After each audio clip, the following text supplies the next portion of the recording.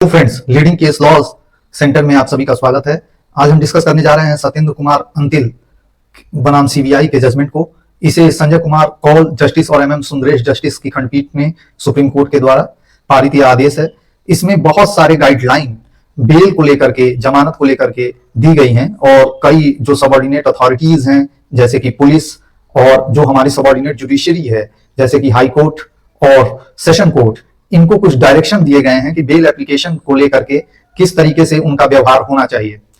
सबसे पहले bold letter में ये कहते हैं कि code of criminal procedure 1973 section 41A and 41 the court will have to satisfy themselves on the compliance of section 41 and 41A of the code. दोस्तों, section 41 और 41A क्या है?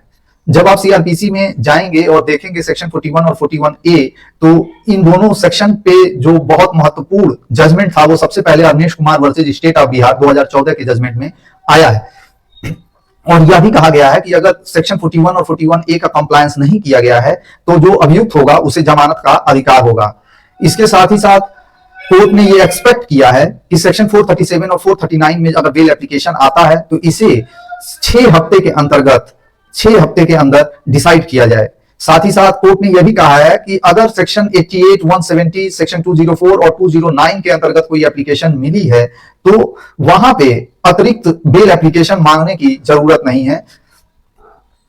और साथ ही साथ गवर्नमेंट को भी एडवाइस दिया गया है कि अगर आप अलग से बेल के ऊपर लेजिस्लेशन ला सकें जिससे स्ट्रीमलाइन किया जा सके कि बेल कब देना है और कब नहीं देना है, तो यह भी बहुत ही बेहतर होगा। साथ ही साथ स्पेशल कोर्ट बनाने की बात की गई है जिससे जमानत की जो प्रक्रिया है यह जल्दी से जल्दी पूरी की जा सके।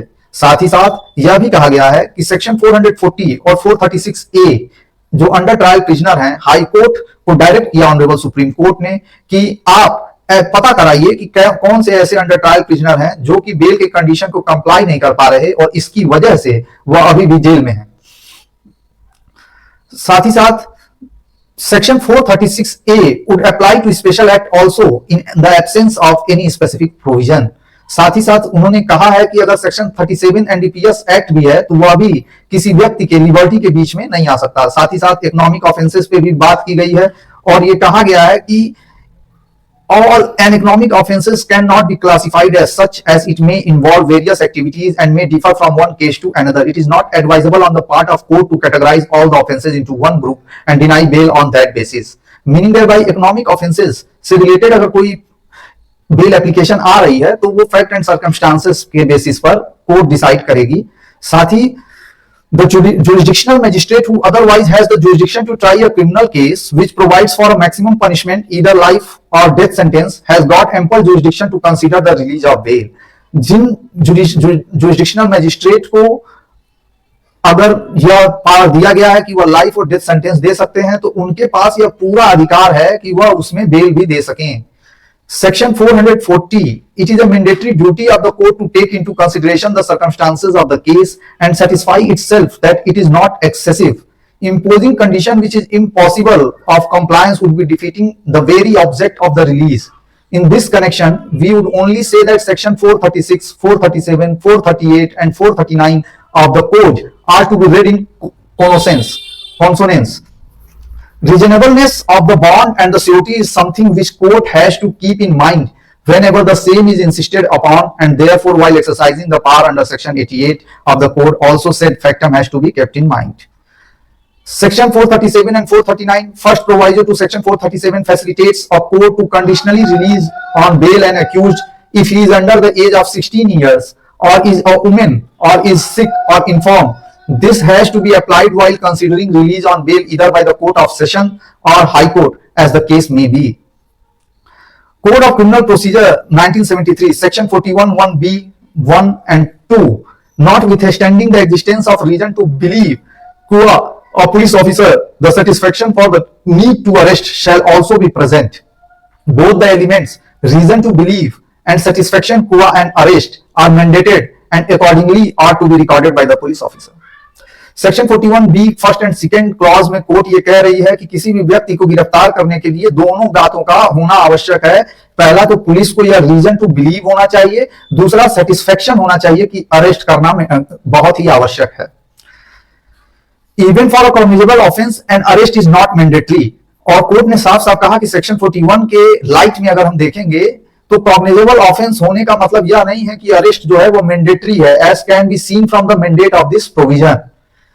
Section 87 and 88, court will have to adopt the procedure in issuing someone first, thereafter a bailable warrant, and then a non-bailable warrant may be issued.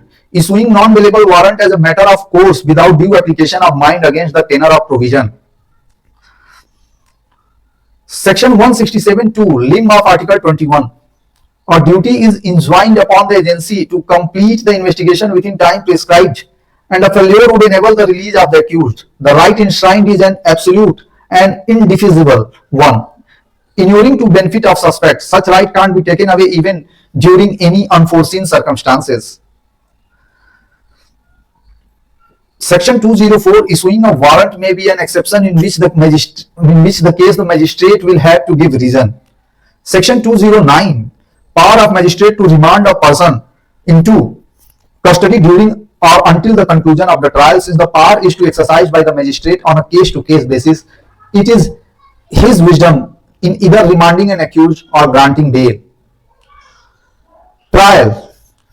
An extended meaning has to be given to this word for the purpose of enlargement on bail to include the stage of investigation, and thereafter primary consideration would obviously be different between these two stages.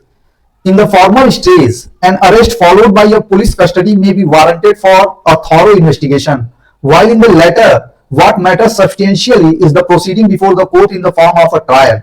If you keep the above distinction in mind, the consequence to be drawn is for a more favorable consideration towards enlargement when investigation is completed. Of course, among other factors, an appeal or revision shall also be construed as a facet of trial when it comes to the consideration of bail on suspension of sentence.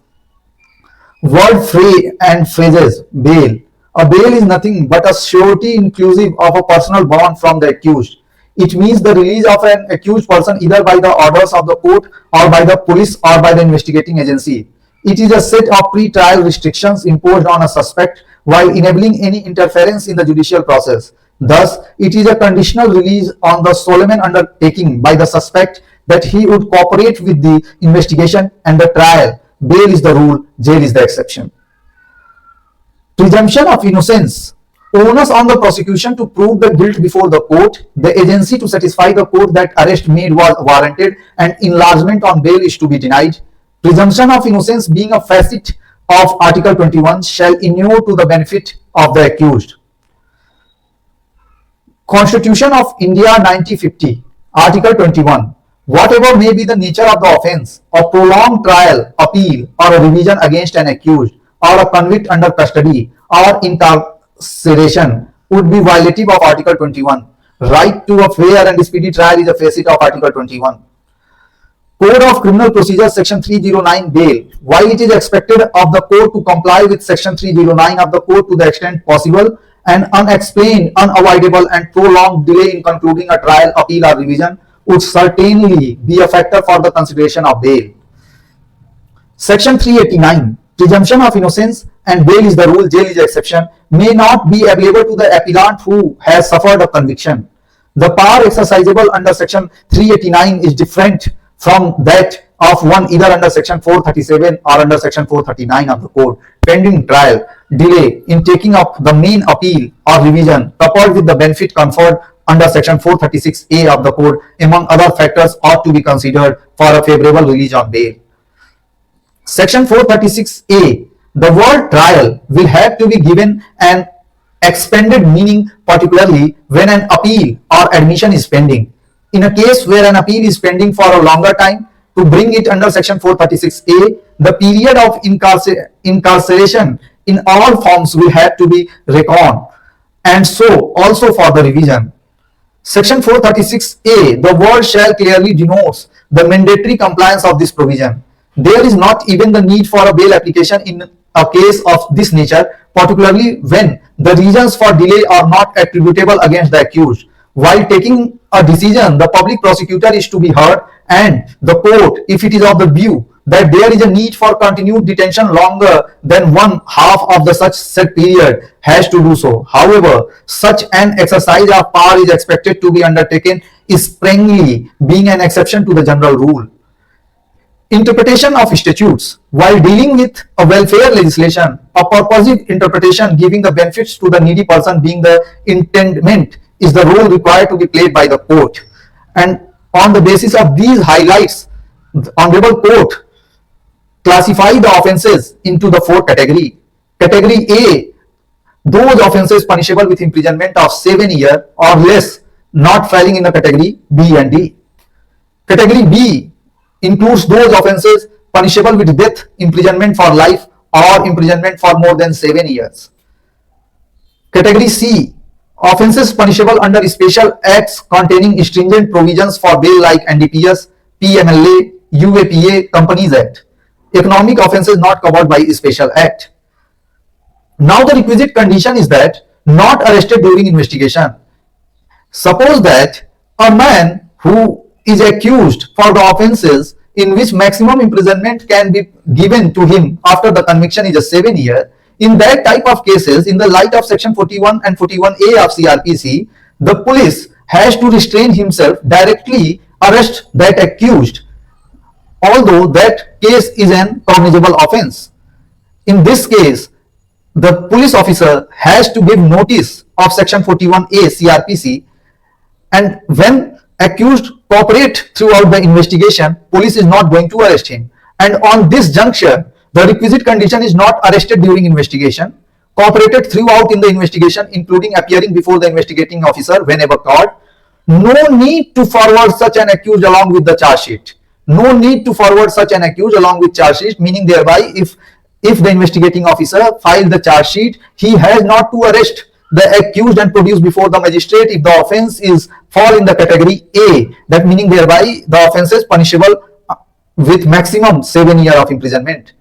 For the category A offences, that the police, after getting knowledge of the commission of the offences which has maximum imprisonment of 7 years, give the notice to the accused, and accused cooperated in the investigation, and then the investigating officer submitted the charge sheet before the magistrate. Now, after filing of charge sheet, complaint taking of cognizance, ordinary summon at the first instance, including permitting appearance through lawyer.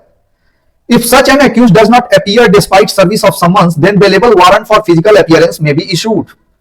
Non-bailable warrant on failure to appear despite issuance of bailable warrant. Non-bailable warrant may be cancelled or converted into a bailable warrant summon without insisting physical appearance of accused, if such an application is moved on behalf of the accused before execution of the NBW on an undertaking of the accused to appear physically on the next dates of hearing. Bail application of such accused on appearance may be decided without the accused being taken in physical custody or by granting interim bail till the bail application is decided. Now category B and D, on appearance of the accused in court pursuant to the process, issued bail application to be decided on merit. Same as category B and D, with the additional condition of compliance of provisions of bail under NDPS section 37, 45, PMLA 212(6), Companies Act section 43D subsection 5 of UAPA, POCSO Act, etc. Needless to say that category A deals with the police cases and complaint cases. The trial courts and the high courts will keep in mind the aforesaid guidelines while considering the bail application. The caveat which has been put by learned ASG is that where the accused have not cooperated in their investigation, nor appeared before the investigating officer, nor answered the summons, when the court feels that judicial custody of accused is necessary for the completion of the trial, where further investigation including a possible recovery is needed, the aforesaid approach can't give them benefit, something we agree with. We may also notice that the Honorable Court also noticed an aspect submitted by Mr. Luthra, that while issuing notice to consider bail, the trial court is not precluded from granting interim bail taking into consideration the conduct of the accused during the investigation which has not warranted arrest. On this aspect also we would give our imprimatur, and naturally the bail application to be ultimately considered would be guided by the statutory provisions. The suggestion of learned ASG which we have adopted have categorized a separate set of offences as economic offences not covered by the special acts. In this behalf, suffice to say on the submission of Mr. Luthra that this court in Sanjay Chandra versus CBI has observed in para 39 that in determining whether to grant bail, both aspects have to be taken into account: the seriousness of charge and severity of punishment. Thus, it is not as if economic offences are completely taken out of the aforesaid guidelines, but do form a different nature of offense, and thus the seriousness of the charge has to be taken into account. But simultaneously, the severity of the punishment imposed by the statute would also be affected. We appreciate the assistance given by the learned counsel and the positive approach adopted by learned ASG. The SLP stands disposed of, and the matter need not be listed further. Copy of this order be circulated to the registrars of the different high court to be further circulated to the trial court, so that the unnecessary bail matters do not come up to this court. This is only purpose for which we have issued these guidelines, but they are not fettered on the powers of the court.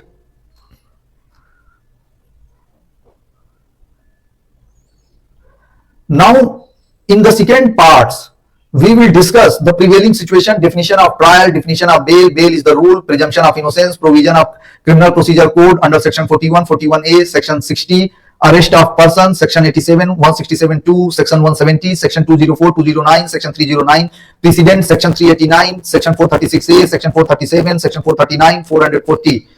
And category A and B, category special act category C, economic offences category D, role of the court, and the summary and conclusion of this whole judgments. Dear friends, in this video we have discussed the primary facet of the judgment pronounced by the Honorable Supreme Court in Satyendra Kumar Antil versus CBI, and judgment is written by Justice M.M. Sundresh. It is reported in Live Law in year 2022. In the next part, we will continue and try to complete this whole judgment. However, this judgment is a very long, very elaborate, and it highlights, and you can say its guideline is to be treated like a legislation while dealing with application of bail. Thank you. We will meet soon in the next video.